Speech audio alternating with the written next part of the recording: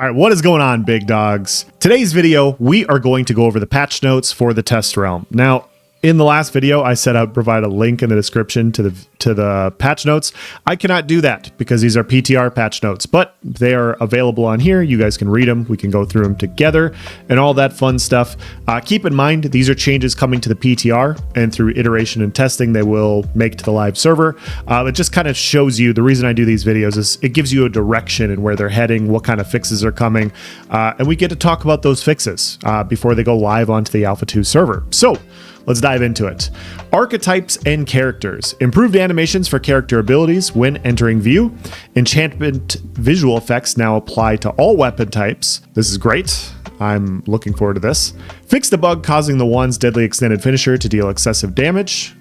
I would be curious to know what excessive damage is. Like, you know, going forward, it'd be nice to know, hey, we found that the finisher was doing 500% more damage than it was supposed to, or 50% more damage. We brought it back in line to where we think it should be. It would be nice to know where it kind of is at. We'll obviously be able to test it when we get on the PTR and, you know, when this fix eventually goes live, but it'd be nice to know kind of where that's at from a numbers perspective. Fixed incorrect skill point costs and requirements for fighter form in the skill tree. Fixed a bug with cleric's divine power passive being removed when unlearning the divine infusion ability. Fixed an issue with wallop resulting in the animation in lock longer than, I'm guessing this is in lock longer than intended. Yeah, wallop is a weird skill. I have not played much fighter this phase 2 for a variety of reasons, but I just didn't like how wallop really worked. So it's going to be interesting to see how this kind of flows in with the archetype as a whole. And then reduce the momentum cost of wallop from 40 to 25%. I think this is great. This is part of the reason I didn't like wallop. I'll probably do an entire video on fighter stuff. I've been waiting for the changes and to test them. I'm leveling my fighter again to go through everything. Momentum is just weird. It's weird in how everything works right now. And I'm not saying it's bad or anything like that. It's just like there's just not as, the fluidity is just kind of lacking, right? Like building a momentum to get into a fight, you want to do a ton of damage when you're in there. And then that's also, you know, your movement, no snares. And so it kind of stops you from being able to get out when your berserk goes down, just stuff like that.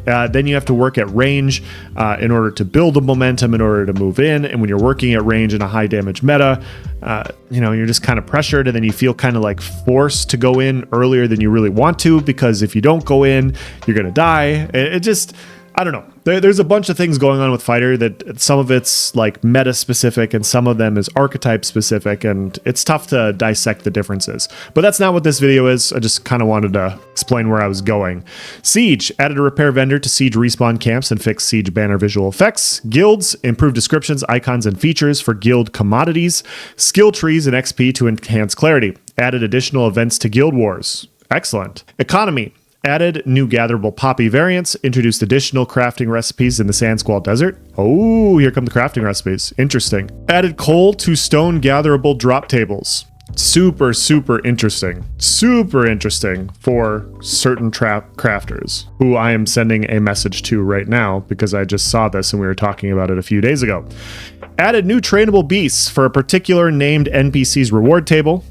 Added scorpion venom glands to scorpion skinning rewards. Oh, I have a ton of these. Okay. Added seeds to farming vendors. Tier 2 cooking vendors now offer spice rub. Adjusted respawn rates for huntable bullwogs. Adjusted animal husbandry training recipes. Okay, sorry. I have to explain why I'm laughing. So we have a few people that joined our guild, and one of the best places to level is the bullywog area for starting out. And players that go over there is more like low level fights there than there are at like higher level contested areas. It is, I don't know why, but it is the funniest thing in the world. We had a few low levels working there, and like people were talking shit to each other, trying to duel each other, and then they would bring in their like level 25s to enforce, and then, you know, the other side's 25s would come in, and there'd be a fight that would break out over some fucking bullfrogs. Highly amusing to me. Highly amusing. It might be one of the best places on the map right now, to be quite honest. Adjust animal husbandry training recipes to reflect intended training times. Updated certification levels.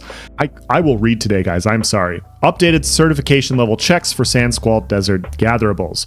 Fixed a bug causing many gatherables to be invisible. Fixed a bug causing some gatherables and foliage to spawn under the ground. Fixed a bug preventing players from removing cargo from caravans after delivery to a node. This is great. Caravans are still a little buggy, still got some issues. They're getting a lot better though. This is good to know. Fixed a bug preventing poppies from being gatherable year round. Fixed a bug preventing interaction with certain trees. Fixed a bug causing non-tree freehold gatherables to have longer than intended maturity times. Fixed a bug where novice scrolls sometimes fail to trigger effects when consumed. Fixed a bug with some trees being uninteractable. Fixed a bug preventing treasure maps from appearing in the journal or world map when right-clicked. Fixed a bug causing treasure mounds to malfunction after logging in and out. Fixed various recipes requiring incorrect ingredients. Adjusted respawn rates for some minotaurs. Adjusted rarity classification for several mounts. NPCs. We increased and adjusted population in Snakebite Stash, Befallen Forge, Northwest Asmarand. Sorry, I'm just trying to... Aethanar, Southwest Sand Squall Desert, Prismarium, Darigal Underground, and Vault of the Immigrant. Interesting. So they adjusted the population of NPCs. Okay, interesting. Adjusted behavior for undead Dunir tanks, goblins, bellow smashers, hippos, and crocodiles. The desert already has quite a few areas with a shit ton of NPCs. I'm curious exactly where these are going to be. Like Southwest Sand Squall Desert, if I remember correctly, is pretty damn packed. But maybe that means like Sunhaven. Sorry, that's neither here nor there. I'm just talking out loud, sorry. Fixed a bug preventing Firebrand from being interacted with after crossing server boundaries. Updated animations for numerous enemy NPCs. The Firebrand one is interesting. I was listening to the Chaos and Lace interview earlier today in full, and they were talking about how they need to fix all the bugs where the server workers, NPCs crossing server workers and not working properly is a huge issue for their dynamic meshing. I think it's meshing or gridding. I can't remember which one it is. Basically, like the one that makes everything function better, according to them. That's a big issue right now with NPCs. And so if they can get like Firebrand fixed and lesser NPCs fixed, then, you know, fingers crossed. Caravans added safeguards to prevent caravans from getting stuck in deep water. That's great. I almost drove... The first time I rode a caravan, I thought it was just going to automatically transition into a boat. And so I started driving my caravan into the water and I almost drowned myself and I had to back out. But yeah, this is, you know, sometimes you got to have that stupid prevention to stop me from hurting myself, which I really appreciate, Intrepid. Events, quests, and commissions added event rewards to Shady Mayhem. Added map markers to various quests and events that previously lacked them. Siege gates are no longer healable. Adjusted Halcyon quest NPC population. Fixed the bug preventing killed crocodiles from counting towards commissions. The crocodiles currently in the desert aren't dropping anything from what I've seen. I've probably killed about 30 of them and I haven't gotten anything yet, so I'm curious what's going on with them. Fixed the bug causing the Node War event to not appear for all players at the start. Great. Fixed the bug preventing guild wars from initiating. Fixed the bug where quests items would not activate after right-clicking. User interface. Added an option to use raid frames instead of party frames in a party. Added visual indicators for read-only storage tabs. Adjusted caravan events and wars to use distinct colors. Okay. Updated map icons for territory wars. Cool. Improved visuals for skill tree menus. Citizen tabs and storage will now be collapsed if the player is not a citizen. Cool. Fixed incorrect archetype names for fighter, mage, and bard in the guild interface. Fixed a crash caused by the more info button in the building management menu. Fixed incorrect display of the defender icon in certain situations. Fixed an issue causing the event tracker to sometimes clear itself.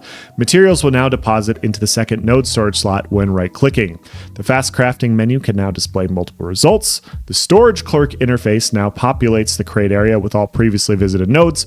Updated icons for Sand Squall Desert items. Updated interfaces and icons for the skill tree, deconstruction window, professions on the minimap, guild progression, tutorial reminders, artisanship, inventory, node menu, nearby nodes, placement controls, citizenship dues, node relationship menu, siege declaration match, and recipes.